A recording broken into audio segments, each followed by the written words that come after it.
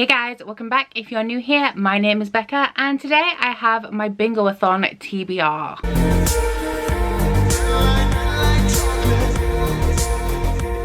So the Bingoathon is a week-long readathon that was created by Ola Quinn, and it is also being co-hosted by my bae Cody from Cody's Book Corner and also Natasha from My Reading Is Odd. I will link all of the host announcement videos in my description box so that you can go check them all out. But essentially the Bingoathon takes place from Sunday the 12th of May to Saturday the 18th of May.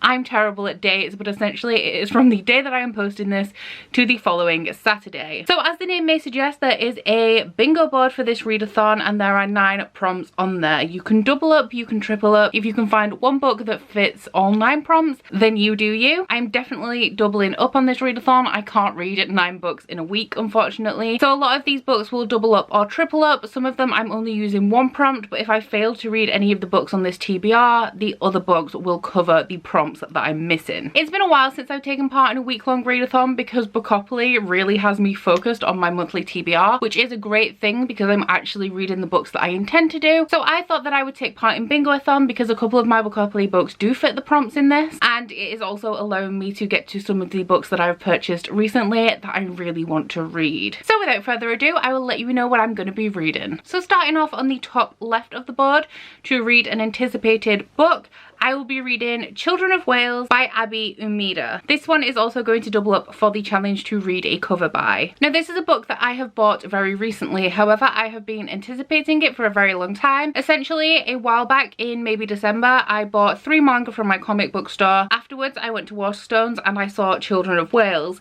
Since then, every time I go into a bookstore, I pick this up, I look at it, I say that I want it, and I put it back. However, on my birthday day out in York recently, I finally picked this up and bought it. Now, as it is a cover by, I cannot really tell you what it is about. I know that it follows a group of people who live on a mud whale, which is a floating city. This is a manga, and if I'm being honest, it is the very intricate art style that sold me on this one. So pretty much all I know about this is that it is a fantasy manga. I'm also low-key participating in the Asian readathon, and so I thought it would be great to add this to my Bingoathon TBR, as it not only works for 2 readathons, it is also quite a short read, so I can get away with squeezing it into my TBR. Moving along to the middle square of the top row, we have a 5-star prediction, and for that I'm going to complete a book that I'm currently reading, which is Storm of Swords Part 1 by George R.R. Martin. The entire Game of Thrones series has been a 5-star prediction for me. I am around halfway through this, so I still have around 250 pages to go, and while the second book in this series, Clash of Kings, I only gave 4 stars to, this one is definitely a lot more fast-paced and is piquing my interest a lot more, and I'm pretty sure I'm going to give this 5 stars. I'm sure most of you know, but for those of you who don't, Storm of Swords, Steel and Snow is the first part of the 3rd book in the A Song of Ice and Fire series, which is the book series that Game of Thrones is based on. In the top right, we have read a book in your favourite genre, and for that I am going to be reading Shadow and Bone by Leigh Bardugo. This is the 1st book in the Grisha series, and this is a reread for me. The Grisha series follows a young girl who is in an army in this Russian-inspired fantasy world, where she suddenly discovers that she has powers and is spirited away to the Grisha Academy, where she can learn to control her abilities. This one is going to be a reread for me, and I am buddy reading this with JD Ray Reads. We are going to be starting this on Monday, and I think that the page breakdown has us reading for 5 days, so I'm pretty sure I'm definitely going to be reading this one during the readathon. In the rightmost square of the middle row, we have to read a book with diverse representation, and for that I will be reading The Song of Achilles by Madeline Miller. This is a retelling of the myth of Achilles, and I do believe that this has an LGBT romance in it, so it definitely fits the prompt on that. Everybody in the comments of my Bookopoly TBR has telling me that it is their favourite book, so I definitely have high hopes for this. However, for this readathon it is a maybe, and while I am definitely reading this book in May, I may not be able to fit it into next week. So you may have noticed that I said that I was going to be doubling and tripling up on a lot of prompts, but some of those books only fulfilled 1 prompt. So the last 4 prompts that we have is to read a book with pink and or blue on the cover, to read a book from a new to me author, to read a book that is either very new to me or has been on my TBR for a very long time, and also to read the group book, which is Once and Future by Amy Rose Capetta and Corey MacArthur. So as some of you may know, it was my birthday last week, and this was gifted to me by the lovely Cody from Cody's Book Corner, who is a co-host of this readathon, and this definitely does check off a lot of prompts on the board aside from being the group book, and it definitely could check off more than the 4 that I have this down for. Now, I really like to prioritize the books that have been gifted to me by friends, and I also don't think I have ever actually read the group book in any readathon I have been participating in, because the way that I react to people setting group books is that I take it as it being assigned, kind of how you have books assigned in class, and then I naturally just don't want to read them. However, I did think that this was an excellent opportunity because I have been so hyped to read all of the books that I'm going to be holding for you later in the month, so I thought I would deviate from my regularly scheduled Bookopoly TBR just a little to squeeze this one in. So this has been pretty hyped recently, but this is a gender-bent Knights of the Round Table retelling set in space. So I think that the main character in this plays the King Arthur figure. I really love sci-fi, I really love retellings, and I also really love the Knights of the Round Table and Merlin and all of that Arthurian legend, so I am really hyped for this. I have heard that it has a little bit of an angsty romance in it, like a lot of YA does, but you know, if it's done right, I can appreciate it. So I'm most definitely looking forward to reading this one. So that is everything for my Bingoathon TBR. If you would like to see how I did during the Bingoathon, then please don't forget to watch my weekly reading vlog, which will be up on the Tuesday following the end of this readathon. Please let me know if you are taking part in Bingoathon and which books you will be reading,